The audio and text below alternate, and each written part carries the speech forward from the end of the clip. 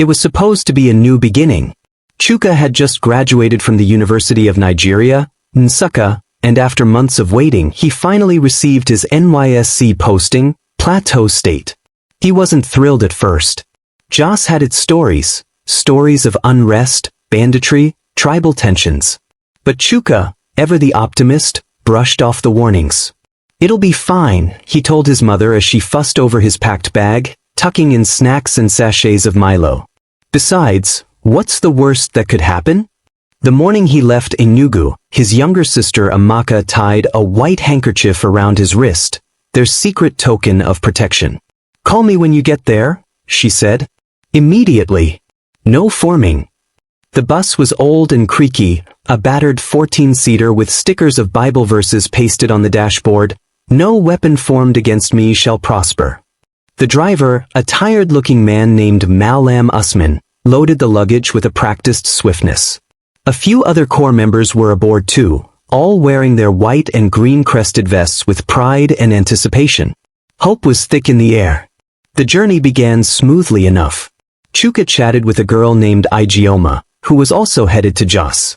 They talked about school, shared biscuits, and played music on a Bluetooth speaker. Around Kafanchan, the bus slowed to a crawl. They were on a lonely stretch of road flanked by thick bushes and silence. Even the birds seemed to hold their breath. Then came the roadblock. 3 men stepped out of the bush. One held a rusty AK-47. Another had a machete. The third wore a mask and spoke in a chilling whisper, "Everybody down." Panic exploded like a match in gasoline. Screams, prayers, shaky hands reaching for wallets. Chuka's heart pounded as he reached for his phone. A mistake.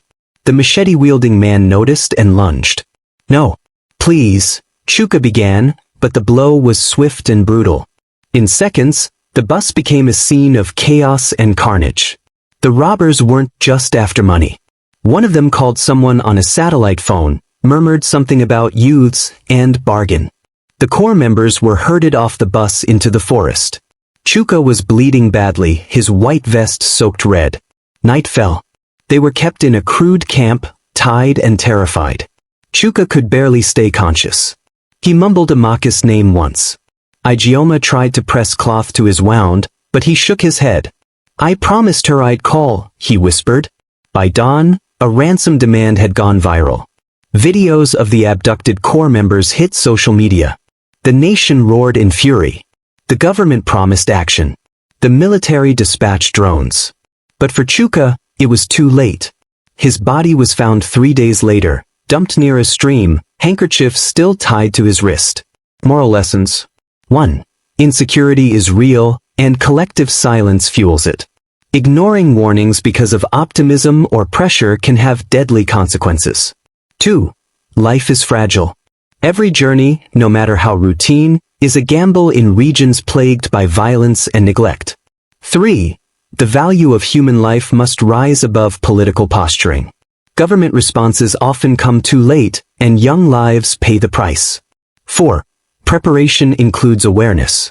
Beyond packing bags, young people need safety education and real-time travel support.